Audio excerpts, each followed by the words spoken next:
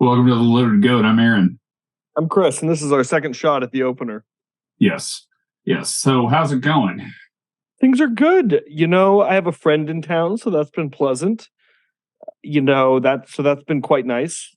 Get to lob a lot of new material at a hostile audience, so that's good. How about you? How's the new material going? Night one was bad. Night two, I did pretty well. Why did night one go so bad? Do you just not think you were funny? I came out too hot. Yeah, too ready to spit some bits. That'll happen. Have you been to the movies lately? I have been to the movies. Why do you ask? You had mentioned you saw a movie that you wanted to talk about. Yeah, I saw The Holdovers or The Leftovers or whichever one doesn't have Justin Trudeau. It's The Holdovers. And I don't think it's Justin Trudeau. Justin Thoreau. Yeah, the Prime Minister of Canada is not. Is not in that movie. Yeah. Yeah, I saw The Holdovers. I loved it. I thought it was a very sweet movie. But interestingly enough, there were two people that told me I was just going to laugh my face off the whole time I was there. And you know what? It's not a funny movie. It's just kind of a sweet, wonderful movie. The only movie of Alexander Payne's that I laughed at throughout the movie was Citizen Ruth, and I was in college, and I just thought it was really funny, even though it was cringeworthy at times. Everything else, like Election, Sideways, definitely about Schmidt. I've kind of like, there are moments that kind of make you... I forgot about Schmidt. Yeah. There are moments that make you kind of laugh, but there are moments that really just make you so sad for these folks. Yeah. No, it was really pretty. Did it have kind of a Dead Poet Society feel? It did. Well, kids at sleepaway camp or whatever those schools are called. Prep school? Prep schools, yeah. Yeah, I went to one. Did you? No. Public school, baby. Yeah, me too. So did it. But, I've always said Dead Poet Society is such a fun... Like you're watching these kids and their minds are being taught to think in new ways, and then it really just kind of hits you with a gut punch right at the very end. Yeah. This one doesn't do that, which is really, really pleasant. And it's a Dead Poet Society, very engaging movie, very, very well paced, just very a movie that is one that you walk away and you understood kind of the feel of what they're trying to say and what they're trying to get at. You want to talk about, this may be one of the most this one we're about to do, A Guest in the House for the Andy Griffith Show, is probably one of the more uneven episodes that I think I've seen on the Andy Griffith Show in a while. Say more about that. Well, it almost kind of starts off with like Andy's grumpy about having to take somebody on. It turns out it's kind of almost got this like leisurely pace of like almost like Man in a Hurry flip backwards, where somebody's just trying to get away and clear her head, and she's almost enjoying the easy pace of Mayberry. Then you start having everybody just behaving ridiculously, like Helen, Andy, Aunt B. The only person in the show that really seems to be true to their character throughout the entire show is Opie. Yeah, and he has one line. Yeah. Could have just been situational, but I really enjoyed this episode. Did you? So, I watched it kind of late night last night under the Christmas tree with the Christmas lights on. It just was kind of, I probably confused it with It's a Wonderful Life, but I thought it was just I enjoyed the episode, but I think it maybe was situational if that's what your professional take is. I don't necessarily think that it's not a bad episode. It's like I was like typing and like for like the first 8 minutes, like making my notes. I'm like, there's nothing really going on in this episode. Yeah. And then it just kind of almost turns into like, it just is almost, it's just hard to, I mean, there are episodes where I'm like, Andy's just behaving silly. Andy's there are certain episodes, especially when Don Knotts is not on the scene, where Andy just kind of almost goes out of character. Yeah, I feel like Andy was actually not bad in this episode. It's one of the first. I think it's the first time we see some real necking on the show. That was real, actual necking. Yes. Yeah, it wasn't just like let's mess up Barney Fife's hair. Yeah, but yeah, let's do the deep dive. Deep dive. This episode first aired on March 8th, 1965. And we open with a grumpy Andy helping Aunt B prepare a room for his cousin Gloria, who is coming to stay with them because she's had a broken engagement, which I would imagine is very, very traumatic for her. Mm-hmm. And Andy hasn't seen her since they were kids. And he's asking, why can't she go to New York or New Orleans? And I'm kind of like, I don't. If you're from Siler City, North Carolina, to go clear your head, I don't know if going to New York or New Orleans is the right place for you. Yeah, that's a different type of anecdote. Yeah. Or antidote. And so Helen shows up, and then Andy explains that she's not really his cousin, which you were kind of like, okay, well, this isn't going to be an episode about will Andy or won't he with his cousin. I mean, which is kind of like where we were kind of. They should have added that to the end of that. They should have done that in the epilogue. She's not really your cousin, and then they start making out. There you go. That would have really made this episode something. He is really in a bad mood about everything. And we cut to Floyd and Andy talking about her arriving on the bus. And it turns out Barney is in Raleigh.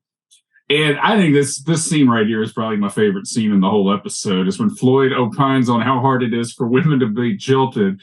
And he talks about poor Agnes Drumheller, who was stood up at the altar in 1949 by a man named Horace Frizzy. She took to the bottle, and then Horace married her, and then she got fat, which Floyd says she did on purpose. And then she tried to dye her hair blonde, and she has orange hair. And Floyd goes, "Oh, just a fat woman with orange hair. Tragic." That must have been a bit. It is so funny, though. Yeah. And the bus drops Gloria off from Siler City. She is very pretty and is played by Jan Schutman, who was a character actress in a number of television shows. Gone with the Wind, Whistle While We Work, Pinocchio, other movies of the time. Mean Streets, The Exorcist. Yeah, none of these movies you're talking about. We're talking about. She's in none of them. Yeah. He takes her home, and Opie invites her to play darts. And it seems like Aunt B is almost more emotional about Gloria's breakup than Gloria seems to be. Yeah, I think so. But, Gloria, Aunt B she projects a lot of her emotions on other people. Yeah. So she's probably a little overinvested in this relationship. She probably is. So that night, Andy plays the Dillards' There Is a Time, which, I mean, okay, again, the thing about Andy is self-aware and sensitive, and why he would play a really sad song to somebody going through a breakup. I mean, I was just stuck in this the Barbie scene where they sing "Push You Around." Ken sings "Push You Around" to all the Barbies over and over, and the Barbies are going crazy because no woman wants a guy to play guitar and sing to them, and this is what Andy's forcing them to do. So that's kind of the vibe that I got from this scene. Well, because at first it's like, is she enamored with him, or is she what's she going, or is she falling asleep or whatever? And it's like she starts it's just clear that she's working through some things. But yeah, I'm not like, I've seen this episode so many times. I have always enjoyed it. I'm going to come in with a little bit of criticism since we're doing the podcast, but it is just kind of like, he's like, it's kind of like, like if he got on and he goes, I'm going to play some of Hank Williams Sr. songs, like, which are almost like tear jerking at times. That's all I'm saying. Yeah, totally. Aunt B says it will be okay. And then she tells the story of how Andy got his heart broken in high school. Which also Andy was being a little bit of a creepo, wasn't he? He was like following them home, climbed the tree to watch his crush kiss somebody else. Since we're on this subject, there are people, there are real stalkers. And that is something. They're professionals. They're not professionals, but there are violent, crazy stalkers. Yeah. But I feel like, I'm not putting myself in this category, but I feel like I have met some especially young men in high school who went through a breakup, and they did not handle it like a champ. They would do things like show up and think, if I just push hard enough or I just show up enough, she's going to realize she made a mistake and take me back. Yeah. Does it ever work out? Only that one time in that one movie with Emilio Estevez. What movie was that? Well, does he hold the boombox? That's first of all, that's John Cusack, and she broke up with him because her dad was like getting into all this financial trouble, and she was confused. She loved him, This wasn't like I'm breaking up and going out with somebody else, and it's like I'm going to just show up and torment Are you sure that wasn't Emilio Estevez? That was not Emilio Estevez. I promise you that was not Emilio Estevez. If it had been Emilio Estevez, it would have been look really silly because that boombox is like half as tall as he is. That's all I got to say about that. The next day, Andy is working at the office, and Gloria comes in to say hello. She sees him typing up notes, but he is hunting and pecking, so she sits down and types it up for him. They're a little flirty. And Helen comes in, and she almost goes to DEFCON 4. I mean, she looks frustrated and starts to leave in a huff. Something else is going on in Helen's life. You think? Yeah. One of the things I learned when I saw The Holdovers, there was a lot of older people commentary around me. And at one point, they find out a thing about somebody's past. And one of the elders behind me just whispers loudly, "Everyone has a story." And I think that is maybe what I feel like Helen is going through. She'd had a tough day. She's coming in, maybe looking for a back rub. Finds Andy getting a little close with his cousin. There's a whole lot to think about there. Yeah. I mean, I tell you what, I love going to the movies with senior citizens. Your light is on. I mean, all kinds of things. It's just great. Yeah. Yeah. Andy starts to leave. Andy gets her to stay. Gloria leaves, and Helen is a little snarky, but gets over it. And at dinner at the Taylor household, it's Helen, Gloria, Aunt B, and Opie. And the phone rings, and it's a man asking for Gloria. She says she doesn't want to talk to him. And Andy gets worried about her. I'm surprised that Andy lied. I thought he would say she can't come to the phone right now versus she's not here. I mean, Andy's really... We saw a weak spot in Andy's morality or his honesty. Integrity. In his honesty? I think he's probably trying to say, saying she doesn't want to talk to you versus she's not here is a little... A white lie to save someone's ego? Yeah, or a white lie to not hurt their relationship any further. And let's be honest, Andy hasn't been too fast on his feet at any point in this episode. So Andy's worried about her, and he invites her to go to the movies with him and Helen. And Helen is clearly not happy as we go to commercial. I tell you what would be a great episode if you could merge two shows. Oh, okay, let's go. We always bring it back to Seinfeld, but Helen and David Putty. Oh, great couple. Oh my gosh. Come on, what did I do now? Yeah, they would be perfect for each other. Oh yeah, it'd be great. I mean, that would be amazing. I mean, she would basically just be chewing David Putty out probably every day. It'd be perfect. Yeah, totally. This episode was produced by Pod Machine. They do a great podcast at a great rate. I was fortunate to get started on this a few years ago, and I've just been very, very pleased with it ever since. I mean, they will edit your podcast. They will do artwork for your podcast. They'll do the YouTube videos for the podcast, and they have a very quick turnaround time once you upload all your material. So I highly recommend it.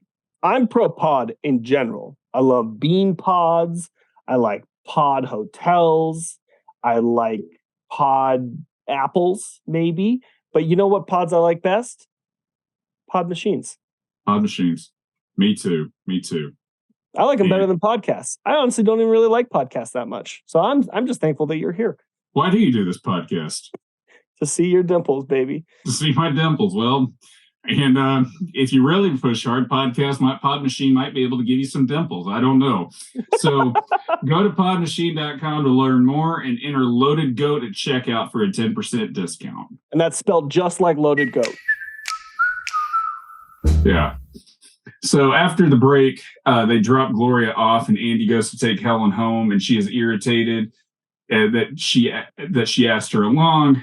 And apparently he's invited her to dinner with them tomorrow night too. And they're going to get a date for her. And it's Goober. It's got to be Goober. He's the only single guy in town. From henceforward, Andy is set up for failure. This is not his fault. Why would you? I mean, I'm always kind of like, is that the only option they have in town is Goober? Yeah, I guess so. I mean, bring Aunt B. Make it a friend thing. It doesn't have to be a double date. Yeah, and she's not wanting to go on a double date. I mean, especially with Goober. Yeah. And at dinner the next night, Goober is being Goober, and he's worried about money. And they talk about going to play miniature golf, but Goober keeps dropping. This is one of those times that Mount Pilot is like just around the corner.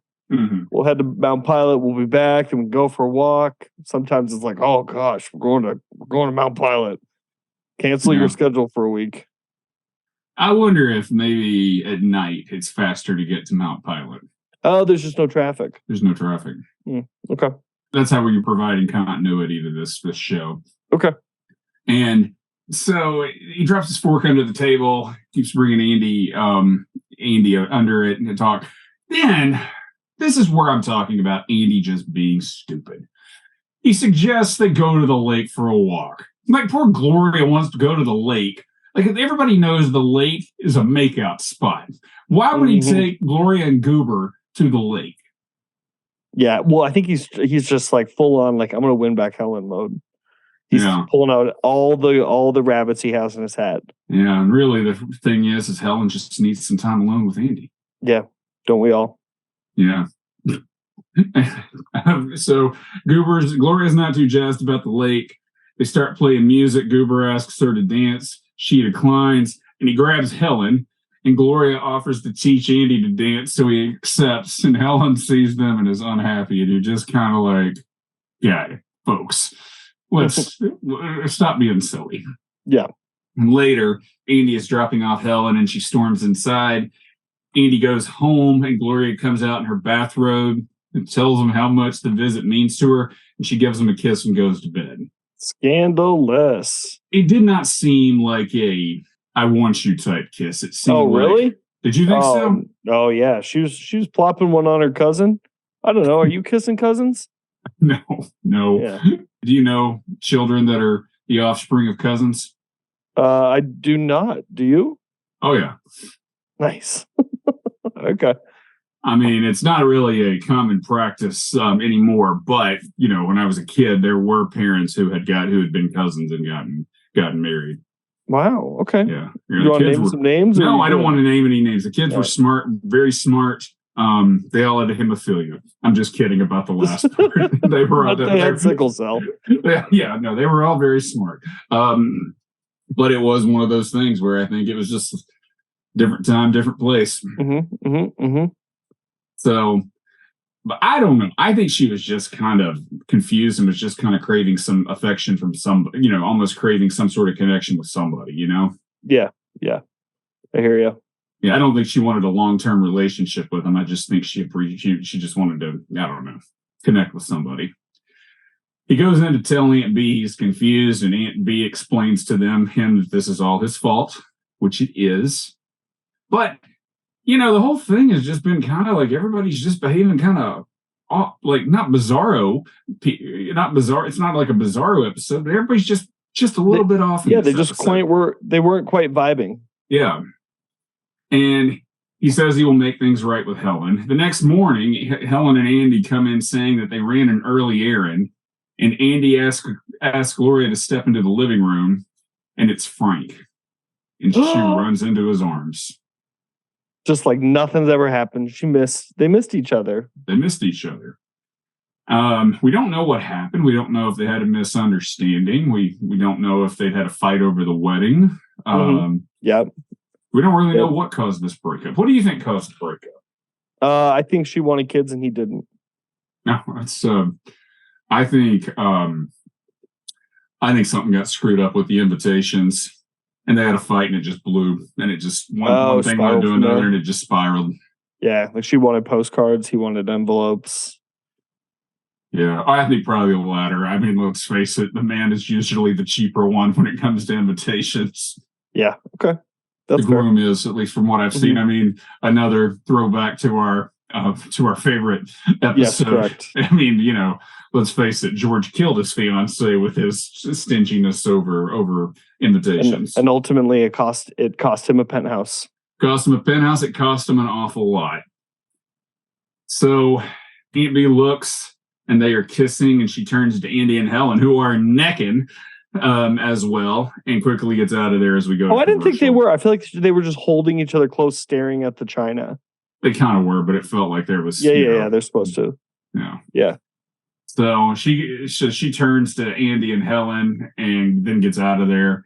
And then in the epilogue, Andy and Helen wave to Gloria and Frank as they leave, and Helen says things got a little dicey there for a while.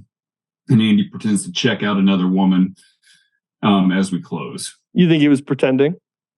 I think so. Or judging by this episode, didn't learn a thing. Didn't learn a thing. Yeah. All right. How many whistlers? I'm going 6. Yeah, I'm gonna go 7. I had to because I enjoyed the vibe of it. Yeah. Yeah. Any final thoughts? If you are married to your cousin, we'd like to hear from you. Drop us an email. There's an email. I'll let you find out how to contact us, because we won't really know what know what to say if you join the episode. That's true. I mean, actually, that is one interview. I'm just going to let Christopher ask all the questions. I could handle that. I could do that. Yeah. Well, we found out it was like Donnie from Wolf of Wall Street that ended up reaching out to us. Yeah, I'd love that. Yeah. Any final thoughts? No, sir. Good to see you today. Good to see you. Thanks, everybody, for listening. Check us out on Apple Podcasts, Spotify, YouTube, wherever you get your podcasts. And if you think about it, subscribe. Next week, we'll do the case of the punch in the nose. And until then, Christopher, or Agnes Drumheller. No, I know. The orange one.